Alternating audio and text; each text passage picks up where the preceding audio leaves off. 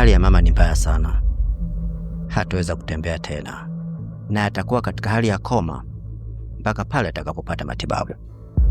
Naona upo na kijana mpya unamfundisha kupambana na mimi.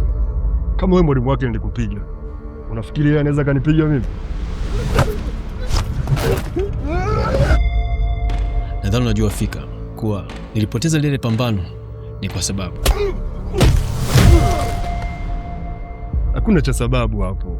Wewe ni mdhaifu tu, ndio maana nilikupiga. Huwezi kupambana na Chris. Ni bora ubaki uendelee kupambana na mapambano yako mtaa.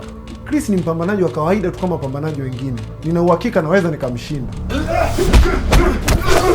Tumia akili na nguvu na sio hasira. Usiopanda mama yangu hajawahi kuniunga mkono mimi kwenye hichi ninachokifanya. Watu unaenda kushindana nao wameshindana kwenye mashindano mengi na wakashinda. Vipi kuhusu wewe?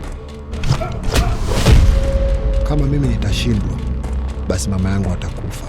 Na mama yangu akifa, hakuna sababu ya mimi kuendelea kubaki kwenye uso wa dunia. Niko tayari kupambana na kila mtu ili niweze kuipata hiyo pesa.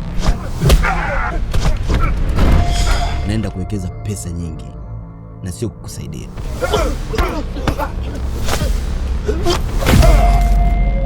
Safi. Wewe ni mtu pekee ambaye unaweza kumshawishi na akaweza kuelewa. Sio kila mmoja anaweza kukubali vitisho vyako. Na wengine wana misimamo yao.